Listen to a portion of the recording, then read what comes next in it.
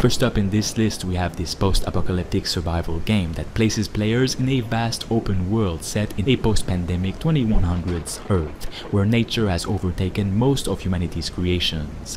Rooted is inspired by The Last of Us and emphasizes exploration, crafting, and base building as players survive in a world filled with danger. The game allows for single-player, cooperative multiplayer, and player versus player, and will include weather dynamics and environmental storytelling to deepen immersion.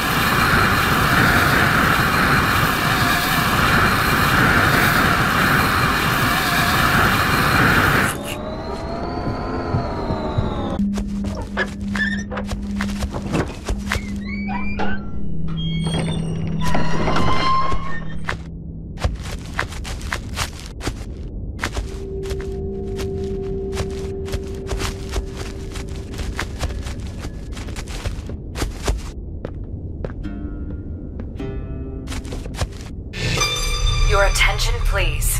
This is a state emergency announcement. The Rotor Laboratory, on behalf of the government, assures that none of the bacteriological attacks will harm citizens' health. I quote, "There are no risks of any kind. You are safe in your house. Not attempt leaving the city using transportation services."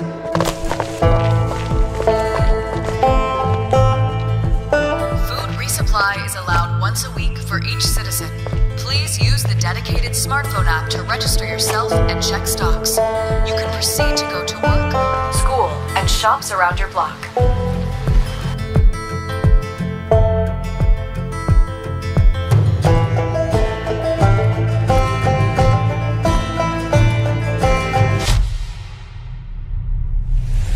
It is crucial to have your ID card with you at all times in case of control.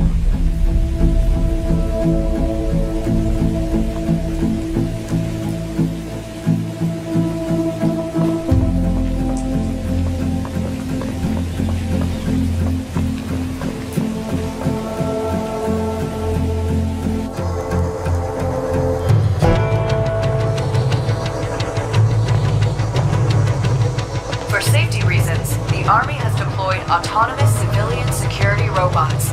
They are here to protect you.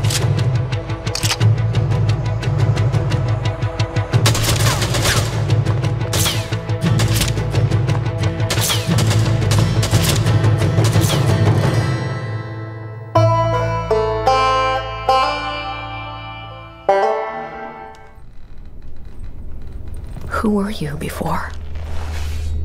Who did you love? What did you believe?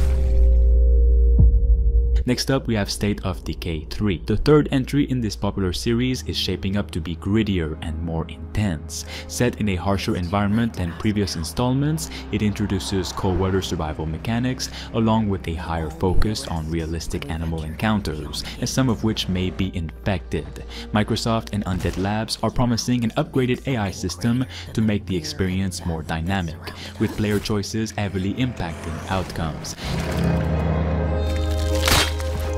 We found hope in each other. Need help. I'm surrounded. They're everywhere. There's way more than I was expecting. And even if we bought the other survivors just one more day, the sacrifice would be worth it. It would always be worth it.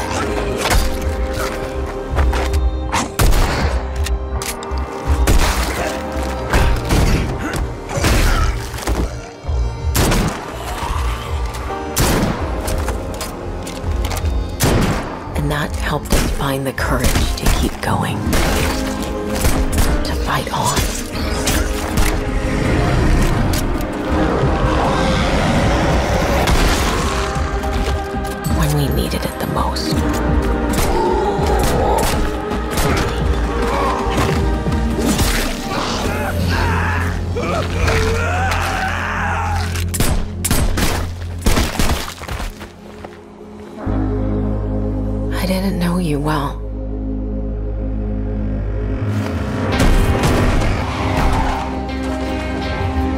keep your memory alive.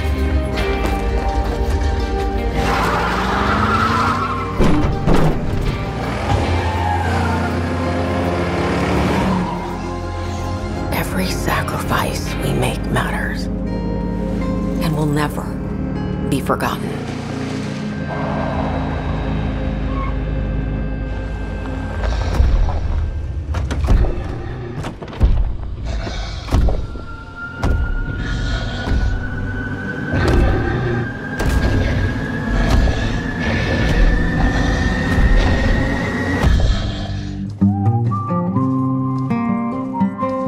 Next up, we have this upcoming indie title blending third-person action and storytelling inspired by The Last of Us. Set in a post-apocalyptic, war-ravaged, authoritarian world now overtaken by factions, players take on the role of a lone survivor, navigating hostile environments, avoiding enemy factions, and making crucial decisions. With a dark and gritty art style, Nobody's Left offers players stealth and action-driven gameplay, aiming to deliver a haunting experience in a world where survival often comes at great moral cost.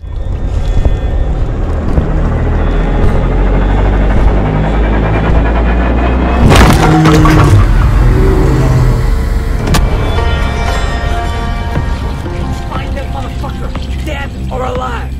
Just a bunch of corpses talking shit. You can't get too far. Be careful.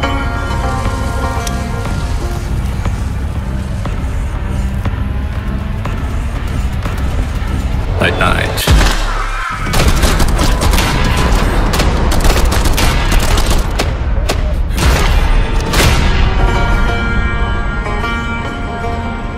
I lost touch with humanity and became the only god of this wreck.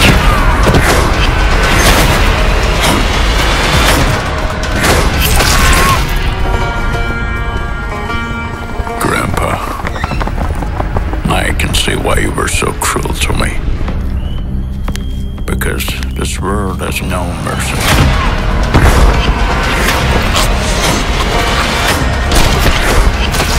All of this forest is watered by blood drops, so I'm trying to give it more of that.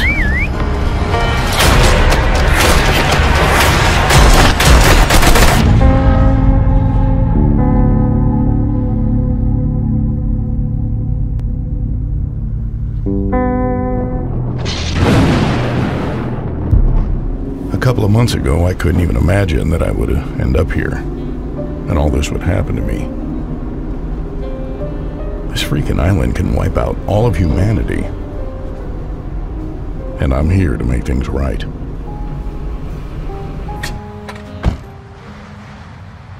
But first, it's time for dinner.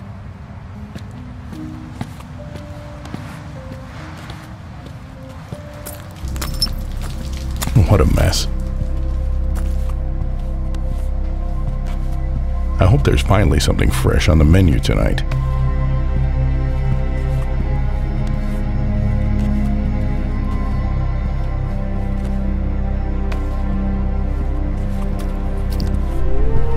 Oh, here we go.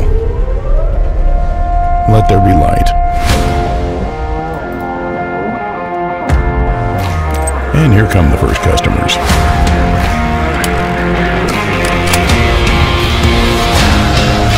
Enjoy your meal. So, how do I start my day on the island?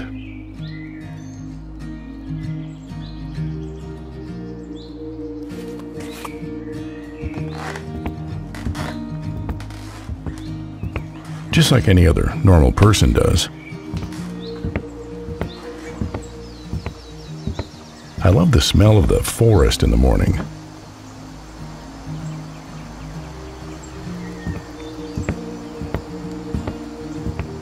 Nothing invigorates you better than a jog in the fresh air. Living my best life. On my way, I stop for groceries. A hearty and balanced breakfast is the foundation of a productive day. Usually, the selection is not too diverse, but sometimes you come across real delicacies. By the way, I cook breakfast for myself. I have to improvise, but it always turns out finger-licking good. Afterwards, I drive to work. You have no idea how wonderful life is without traffic jams.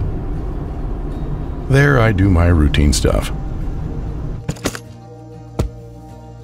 trying my best not to get into any trouble. Finally, I'm home. You know, this is the only place where I truly feel safe. Sometimes I overdo it a bit, and then I need a small repair on myself. My insurance is expired, but the service here is not the best either. The day is coming to an end, and my faithful yellow friend and I are heading out to grab dinner. And here we are, the next link in this crazy food chain. Who's next?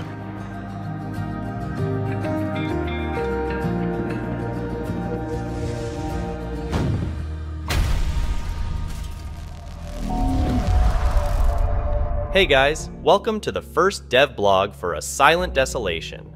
In this series, we'll dive into the development process, share updates, and give you a behind-the-scenes look at how this post-apocalyptic world is being brought to life. For those who are new here, a Silent Desolation is a third-person survival game created by just one person. In this game, you step into the shoes of a lone survivor who has crash-landed on a desolate Earth. Your mission? To reactivate an old space shuttle launch base and navigate through a world that's fallen into ruin. Today we're going to talk about the amazing progress that's been made over the last few months. So, let's get started. One of the biggest changes recently is the complete rework of the lighting and overall environment. The lighting mood has shifted from a constant overcast to a dramatic sunset, which really enhances the post-apocalyptic atmosphere. Additionally, the environment and textures have been tweaked to look more degraded, adding to the desolate feel. These changes make the game world feel much more immersive and visually striking. One of the major systems implemented in the game is the dynamic weather. It's designed to add challenge and variety to your gameplay. You'll need to be mindful of the cold, acid rain, and atmospheric gas levels that consume more oxygen. Crafting and placing the right equipment will be crucial. The dynamic weather system combines predefined and random cycles, so snow might turn into acid rain in the next cycle. This allows for control over the weather patterns while ensuring everything feels fresh and unpredictable. And of course, it's all persistent. If you exit the game and come back later, the weather will be exactly as you left it. The entities have been completely revamped since the first video. Their design is now much more unique. The detection system has also been changed. Now simply being close will start to reveal some of the entities, moving away from the flashlight-based system that could be frustrating. If an entity detects you, you're dead. Also, don't forget these creatures only appear when the acid rain is present, but they can also be hidden inside buildings.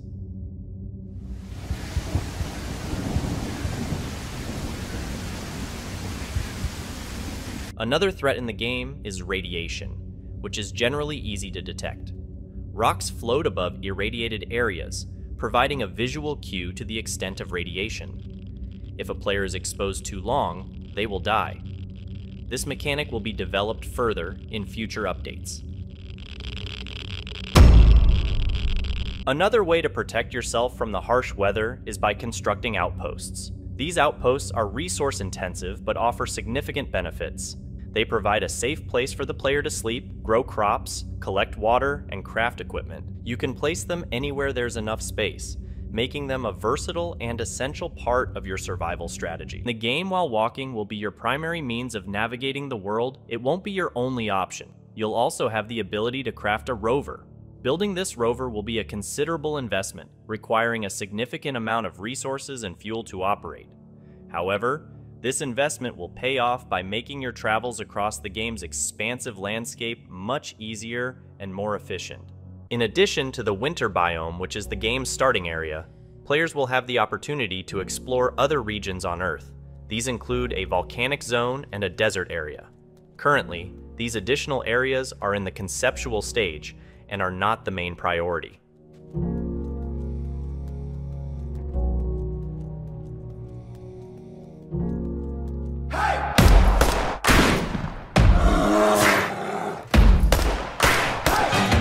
Sarah, my daughter's real sick. She needs medicine. With the world falling apart like it is, I don't have much hope.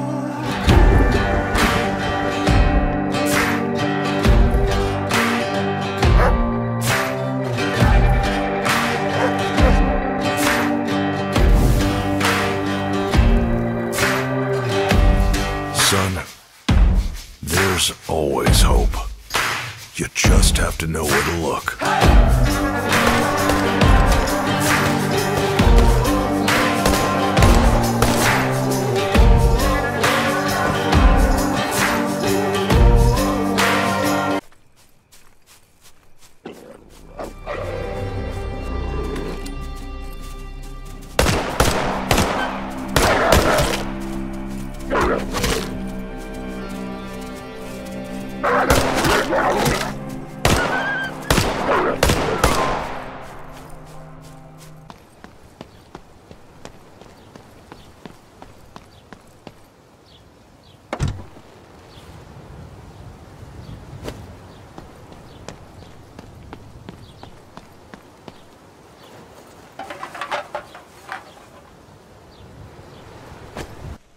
Hell to the Rainbow is a post-apocalyptic, first-person, story-driven adventure game with horror and shooter elements. In the universe of the game, you will face the dangers of a new reality, immerse yourself in the secrets of the surrounding chaos, and also relive the memories and moral torment of the protagonist. Explore the environment, explore electronic records, and solve technical puzzles, collect items, and upgrade your inventory. This will come in handy on your journey.